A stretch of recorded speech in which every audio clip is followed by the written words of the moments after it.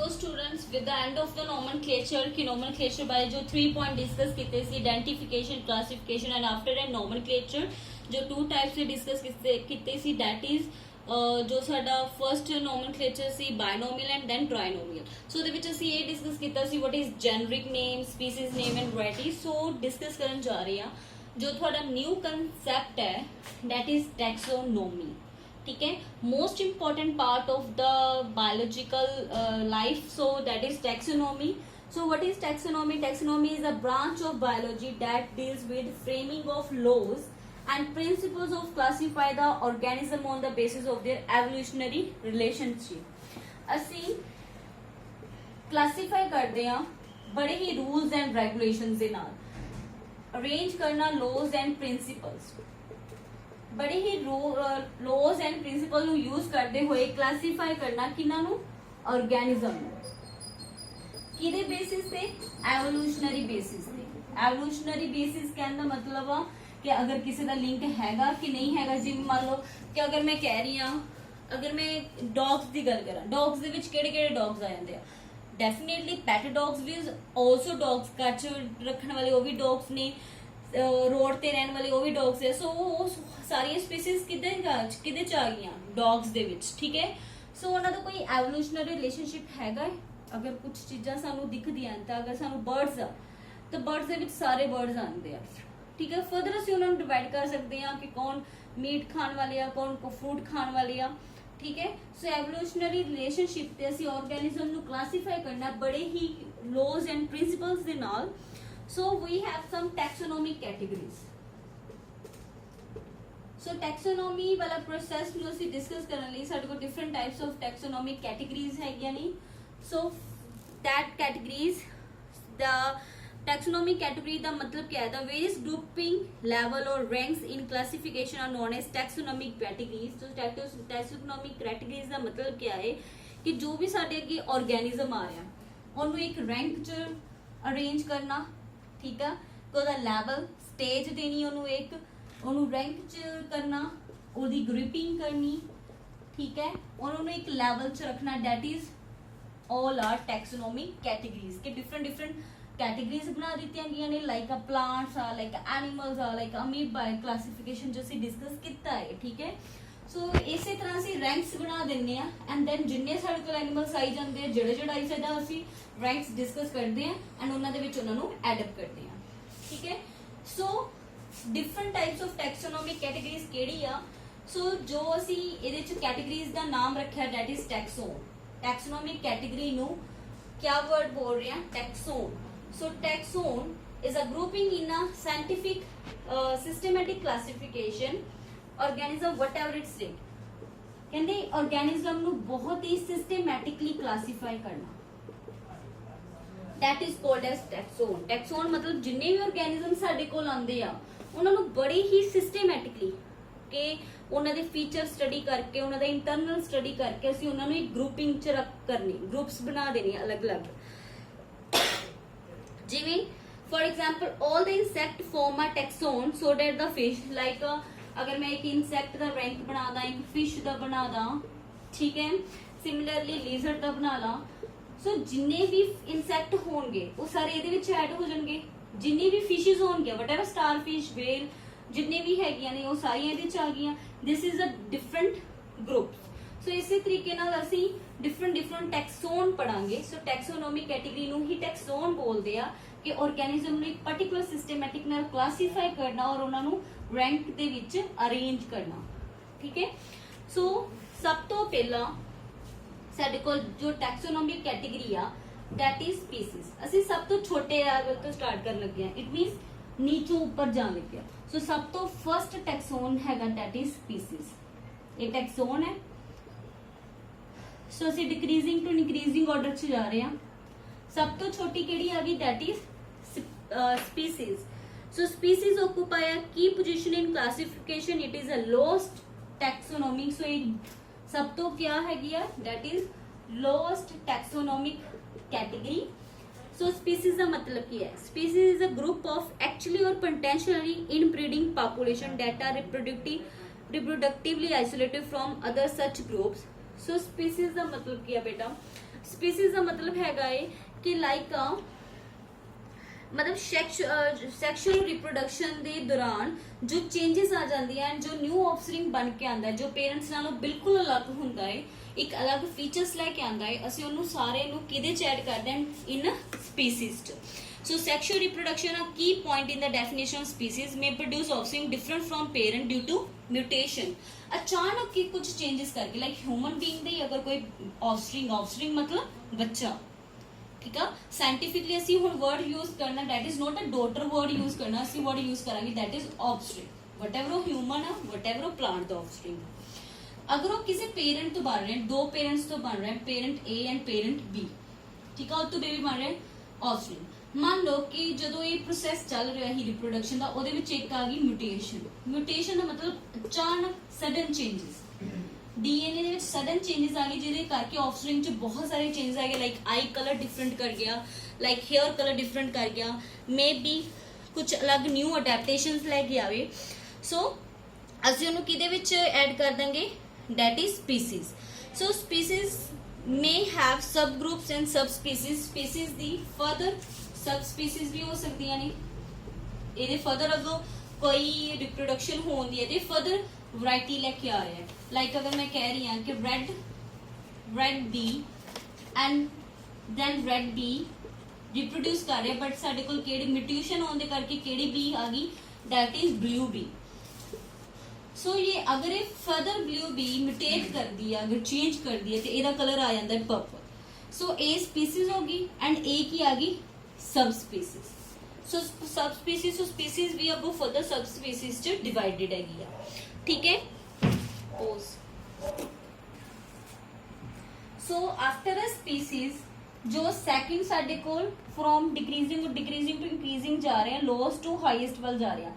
Species तो ऊपर taxon केड़ा आ गया, दैट इज जेनरा, और you can say genus. So what is genera and what is genus, so both are the same word, genera and genus, ठीक है। सो what is genus, कहते तुसी किन्ने ही सारी स्पीसीज नु ग्रुपिंग कर दो, grouping of species is called as genera. Number of species लवो जो डिफरेंट एक दूजे नु, उन्हां नु इकट्ठे करो एंड उन्हां नु की कह दो, जेनरा। सो जेनरा क्या है, it is a group of species alike जो एक दूजे तो ਵੱਖ ਨੇ बट किसी ना किसी पॉइंट तो एक दूजे ਨੂੰ मैच करदे हैगा। अगर ह्यूमन ਦੇ ਵਿੱਚ म्यूटेशन आ रही है, ਉਹਦਾ ਬੇਬੀ डिफरेंट जा रहा है, पर है तो ह्यूमन ही ना। अगर ਅਸੀਂ ਤੁਸੀਂ ਇਸ स्पीसीज ਨੂੰ ਇਕੱਠਾ ਕਰ ਦੋ, ग्रुपिंग कर दो, तो वो क्या हो जाएगा, that is genera. So example कहते हैं genus may have a single living species as homo, like कह सकते हो कि लाइक मान लो कि आप अगर कॉमन ह्यूमन का अगर नेम दे, that is homo sapiens, homo sapiens. So homo means human. So homo क्या है, that is genera name and generic name here you can say genus, एक जीनस है। हुन स्पीसीज डेफिनेटली चेंज होंदियां जाणगियां, sapiens की जगह नेपियंस आ जाणगियां, डिफरेंट स्पीसीज आ जाणगियां, बट हैगे तां सारे ह्यूमनस आ ना। सो सारी स्पीसीज नूं जदों तुसीं कलैक्ट कर दो तो होणगे किहदे अंदर, ह्यूमनस दे अंदर। सो जेनरा तो सब दा सेम रहना है, अगे होमो रहूगा। अगर एक होमो सेपियंस आ तो दूसरा अगर कोई होर स्पीसीज आ गई, genera name always same but change the species name. और बेटा एक रिटन नॉमेनक्लेचर लिख दे कितना है, ऑलवेज जेनरा नेम अलग होगा and species name always genera तो स्पेस ਦੇ ਨਾਲ ਹੋਊਗਾ। जेनरिक नेम स्पीसीज नेम दोनों ਤੁਸੀਂ ਇਕੱਠੇ जोड़ नहीं सकते, ठीक है, रॉन्ग होएगा। अगर ਤੁਸੀਂ इस तरह लिख दोगे तो क्रॉस लग जाएगा। दूसरी गल, जेनरा ਦਾ ऑलवेज फर्स्ट वर्ड कैपिटल होगा, बाकी सारे वर्ड एट लास्ट तक सारे वर्ड क्या होंगे, small in letter. Only first word letter होगा कैपिटल, बाकी सारे वर्ड्स क्या होंगे, स्मॉल इन लेटर्स होंगे। एंड जो ਤੁਸੀਂ ਇਹਨਾਂ ਨੂੰ ਕਾਪੀ ਤੇ ਰਾਈਟ ਅਪ ਕਰੋਗੇ ਨੇਮਸ ਨੂੰ, ਤਾਂ ਇਹਨਾਂ ਦੇ ਥੱਲੇ ਲਾਈਨਸ ਡਰਾ ਕਰੋਗੇ, ਇਹਨੂੰ ਵਰਕ ਕਰੋਗੇ, ਆਪਸ ਚ ਜੁਆਇੰਟ ਨਹੀਂ ਕਰੋਗੇ। ओके, असल च ਤੁਹਾਨੂੰ ਸ਼ੋ ਕਰਦਾ ਹੈ ਕਿ that is generic name and this is a species name. After a genus taxon, so इतो genus ਤੋਂ ਉੱਪਰ क्या आ ਜਾਂਦਾ है, family. So genus ਤੋਂ ਉੱਪਰ ਵਾਲਾ rank ਕੀ ਹੈ, that is family. ਹੁਣ ਮੈਂ ਇਹਦੇ ਚ ਕਹਿ ਸਕਦੀ ਹਾਂ ਕਿ group of genus या group of genera is called as family. So family is group of related genera. So example कहते genus felis of cats and the genus panthera of lion tiger and leopard are place in the family felidae. हुण कहने का मतलब आ कि असीं भी कह दिंदे आ कि लाइक ए टाइगर आ, लाइक ए कैट आ, लाइक लॉइन, लेपर्ड. हुण इन्हां दे नाम अलग अलग नहीं, बट असीं कह दिंदे आ कि हैगे सारे इक्को नस्ल दे आ. लाइक आपां कह दिंदे आ कि इक्को फैमिली नाल बिलोंग करदे आ, सारे इक्को फैमिली नाल बिलोंग करदे. That family is felidae. सारे फ्लैश खान वाले आ, मीट खान वाले आ, सारे पॉचिंग बिहेवियर आ, पकड़ के खान वाले आ. ठीक है, सब दे हैगे आ. इट मीनस कि भावें वो साइज च छोटे वड्डे वड्डे छोटे वड्डे ने, उन्हां दे फीचर थोड़े डिफरेंट ने, बट ये सारे किहड़ी फैमिली नाल बिलोंग करदे पे. That is felidae family. Felidae is a family. ठीक है. सो जिहदे पिछे DAE लगा होवे, एहे जे कोई वर्ड होण तां असीं वो क्या हुंदे आ फैमिली. ठीक है. सो ये भी असीं लिखना सीखांगे इन मतलब आफ्टर दैट चैप्टर कि असीं नेमिंग किस तरह करदे आ. ठीक है, बोटैनिकल नेमिंग किस तरह करदे आ. सो फैमिली कहने मतलब this is a different genera, a different genera है. ठीक है, बट अगर असीं कलेक्टिवली बोलिए सारी इको फैमिली नाल बिलोंग करदे. It means group of genera is called family. Now after the family then next taxon is order. So family तो ऊपर क्या आ गया, order. So an order is a group of related families. So कहते जो families आ, अगर group of families के मान लो कि एक फैमिली दी जिहड़ी क्वालिटीज आ दूसरी फैमिली नाल मैच करदी आ, तां इहो जी कितनियां फैमिलीज अगर इकट्ठियां कर दो तो की बन जू, एक ऑर्डर बन जूगा. Like the family felidae. अगर असीं कैट्स या सारी फैमिली नू, टाइगर टूगर दी फैमिली नू एक फैलिडे च बोलिया, कहंदे ये कुछ सिमिलैरिटी रखदी आ फैमिली कैनिडे दे नाल, जिहदे विच डॉग्स वगैरह आ जांदे ने. ठीक है. एंड अगर असीं देखिए दोनों की हैगे ने कार्निवोर ऑर्डर आ. कार्निवोर दे विच आंदे ने, मतलब अगर देखिए कि मोस्ट ऑफ द जिहड़े डॉग्स हुंदे आ फ्लैश मीट खा सकदे हैं, टाइगर्स भी खा सकते हैं. सो असीं इन्हां नूं कंप्राइज एक ऑर्डर दे विच करता. ठीक है. After the family order, and order तो ऊपर क्या आ गया, that is class. Order and order तो ऊपर आ गया class. So similarly a class is a group of related order. So class क्या है, group of related order. So like कहंदे एहो जे कहंदे the order Rodentia of a rats and the carnivora of cat and dogs all having hairs and milk gland. कहंदे अगर तुसी देखो कुछ फीचर्स करके ही ਅਸੀਂ ਇਹਨਾਂ ਨੂੰ ਇਕੱਠੇ ਕਰਦੇ ਆ. अगर मैं कहनी कि जनरा फैमिली ਜਿਹੜੀ ਉਹ ਜਨਰਾ ਗਰੁੱਪ ਆਫ ਜਨਰਾ ਹੈ, ਤਾਂ ਜਨਰਾ ਦੇ ਡਿਫਰੈਂਟ ਜਨਰਾ ਜਿਹੜੇ ਹੈਗੇ ਉਹਨਾਂ ਵਿੱਚ ਕੁਝ ਤਾਂ ਕਾਮਨ ਸਿਮਿਲੈਰਿਟੀ ਹੋਊਗੀ ਜਿਨ੍ਹਾਂ ਕਰਕੇ ਇਕੱਠੇ ਕਰ ਰਹੇ ਹਨ. ਲਾਈਕ ਜਿਵੇਂ ਰੈਟਸ ਨੂੰ ਅਸੀਂ ਬੋਲਦੇ ਆ ਇਨ ਅ ਸਾਇੰਟਿਫਿਕ ਲੈਂਗੁਏਜ ਰੋਡੈਂਟਸ. ਠੀਕ ਆ. ਅਗਰ ਅਸੀਂ ਕੈਟਸ ਦੀ ਗੱਲ ਕਰੀਏ, ਕੈਟਸ ਦੇ ਆਰਡਰ ਨੂੰ ਬੋਲਦੇ ਆ ਅਸੀਂ ਕਾਰਨੀਵੋਰਾ. ਠੀਕ ਹੈ. ਸਿਮਿਲਰਲੀ ਡੌਗਸ ਨੂੰ ਵੀ ਅਸੀਂ ਕੀ ਬੋਲਦੇ ਆ, ਕਾਰਨੀਵੋਰਾ. ਕਹਿੰਦੇ ਜਿਹੜੇ ਜਿੰਨੇ ਆ ਹੈਗੇ ਆ, ਹੁਣ ਰੈਟ ਕੈਟ ਨਾਲੋਂ ਕਿੰਨਾ ਵੱਖ ਆ, ਕੈਟ ਡੌਗ ਨਾਲੋਂ ਕਿੰਨਾ ਵੱਖ ਆ, ਬਟ ਗੱਲ ਹੈਗੀ ਆ ਇਹਨਾਂ ਸਾਰਿਆਂ ਦੇ ਮਿਲਕ ਗਲੈਂਡਸ ਹੈਗੇ ਨੇ. ਕਾਮਨ ਇੱਕ ਕਾਮਨ ਸਿਮਿਲੈਰਿਟੀ ਕੀ ਆ ਗਈ ਇਹਨਾਂ ਸਾਰਿਆਂ ਵਿੱਚ ਕਿ ਇਹਨਾਂ ਸਭ ਕੋਲ ਕਿਆ ਹੈਗਾ, ਮਿਲਕ ਗਲੈਂਡ. ਇਹ ਫੀਡ ਕਰਦੇ ਆਪਣੇ ਬੇਬੀਜ਼ ਨੂੰ, ਆਫਸਪ੍ਰਿੰਗਸ ਨੂੰ ਫੀਡ ਕਰਦੇ ਆ. ਹਰ ਇੱਕ ਕੋ ਮਿਲਕ ਗਲੈਂਡ ਹੈਗੇ ਆ. ਇਹਨਾਂ ਦੀ ਫਰ ਹੈਗੀ, ਇਹਨਾਂ ਦੀ ਸਕਿਨ ਤੇ ਫਰ ਹੈਗੀ ਆ. ਸੋ ਅਸੀਂ ਕਹਿ ਸਕਦੇ ਹਾਂ ਕਿ ਜਿੰਨੇ ਵੀ ਸਾਡੇ ਕੋਲ ਆਰਡਰ ਆ ਗਏ, ਦੈਟ ਇਜ਼ ਰੋਡੈਂਸ਼ੀਆ ਆਰਡਰ ਆ ਗਿਆ, ਕਾਰਨੀਵੋਰਾ ਆਰਡਰ ਆ ਗਿਆ, ਇਕੱਠੇ ਇੱਕ ਕਲਾਸ ਚ ਆ ਗਏ. ਠੀਕ ਹੈ. ਸੋ ਇਟ ਮੀਨਸ ਅਗਰ ਆਪਾਂ group of genera, group of order, group of family ਕਰ ਰਹੇ, ਇਟ ਮੀਨਸ ਅਸੀਂ ਗਰੁੱਪ ਆਫ ਤਾਂ ਹੀ ਇਹਨੂੰ ਗਰੁੱਪ ਬਣਾ ਸਕਦੇ ਹਾਂ ਅਗਰ ਉਹਨਾਂ ਦੇ ਵਿੱਚ ਇੱਕ ਛੋਟੀ ਵੀ ਸਿਮਿਲੈਰਿਟੀ ਹੈਗੀ ਆ. ਆਫਟਰ ਕਲਾਸ ਤੋਂ ਬਾਅਦ ਆ ਜਾਂਦਾ ਹੈ ਫਾਈਲਾ, ਔਰ ਯੂ ਕੈਨ ਸੇ ਡਿਵੀਜ਼ਨ. ठीक है. फाइलम वर्ड तुसी जो यूज करते हो एनिमल्स ਲਈ यूज करते हो, डिवीजन वर्ड तुसी प्लांट्स ਲਈ यूज करते हो. सो फाइलम इज आल्सो कॉल्ड कि group of classes is called phyla. So next one is के फाइला या यू कैन से डिवीजन. आफ्टर फाइला जो सब तो ਵੱਡਾ टैक्सोन आंदा दैट इज किंगडम. सो सब तो ਵੱਡਾ टैक्सोन क्या आ गया, दैट इज किंगडम. सो एक सीरीज बन गया that is from decreasing to increasing order. अगर इंक्रीजिंग टू डिक्रीजिंग आइए तो दैन साडे कोल सीरीज क्या आती है ए।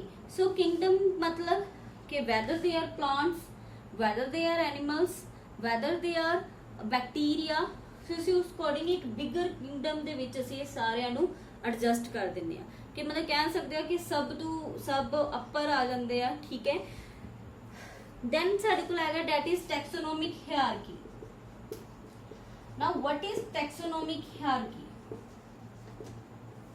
Taxonomic hierarchy means various level of kinship ਦਾ ਕਹਿਣ ਦਾ ਮਤਲਬ ਹੈ ਕਿ ਜੋ ਵੀ ਲੀਨੀਅਸ ਕਾਰਲਸ ਲੀਨੀਅਸ ਨੇ ਟੈਕਸੋਨੋਮਿਕ ਦਾ ਕਨਸੈਪਟ ਦਿੱਤਾ ਉਹਨੇ ਇਹਨਾਂ ਦੀ ਕੈਟੇਗਰੀ ਨੂੰ ਇਨਕਰੀਜ਼ਿੰਗ ਟੂ ਡਿਕਰੀਜ਼ਿੰਗ ਆਰਡਰ ਐਡਜਸਟ ਕਰਨਾ ਹੈ।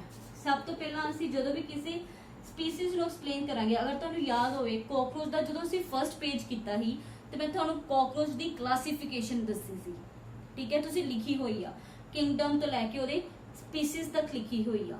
ਇੱਕ ਵਾਰੀ ਜ਼ਰੂਰ ਉਹਨੂੰ ਦੇਖਿਓ ਜਿਹੜਾ ਤੁਸੀਂ ਕਾਕਰੋਚ ਦਾ ਕੀਤਾ and then we get that ਕਿ ਤੁਹਾਨੂੰ ਲਾਈਕ ਤੁਸੀਂ ਇਹ ਆਲਰੇਡੀ ਕਰ ਚੁੱਕੇ ਹੋ, ਖਾਗੋ ਇੱਕ ਵਾਰੀ ਕਰ ਚੁੱਕੇ ਹੋ। सो अगर ਅਸੀਂ इंक्रीजिंग टू डिक्रीजिंग ऑर्डर जाइए, सब तो बड़ा टैक्सोन क्या है, that is kingdom. After that क्या आ गया फाइला। फाइला ਅਸੀਂ एनिमल्स ਲਈ ਲਿਖਦੇ ਆ ਐਂਡ ਜਦੋਂ ਅਸੀਂ प्लांट्स ਦੀ ਨੇਮਿੰਗ ਕਰਦੇ ਉਦੋਂ ਅਸੀਂ ਕੀ ਲਿਖਦੇ ਆ डिवीजन। ਇਸ ਤੋਂ ਛੋਟਾ ਇਸ ਤੋਂ ਬਾਅਦ ਜੋ सब डिवीजन ਕਿਹੜੀ ਹੈਗੀ, सब को सब डिवाइडेड टैक्सोन क्या आ गया क्लास। आफ्टर दैट ਅਸੀਂ ऑर्डर ਲਿਖਦੇ ਆ, ਫਿਰ ਅਸੀਂ फैमिली ਲਿਖਦੇ ਆ, ਦੈਨ ਅਸੀਂ जीनस ਲਿਖਦੇ ਆ ਐਂਡ ਐਟ ਲਾਸਟ ਅਸੀਂ स्पीसीज ਲਿਖਦੇ ਆ। और स्पीसीज दी ਅੱਗੋਂ सब स्पीसीज आ ਜਾਂਦੀਆਂ ਨੇ।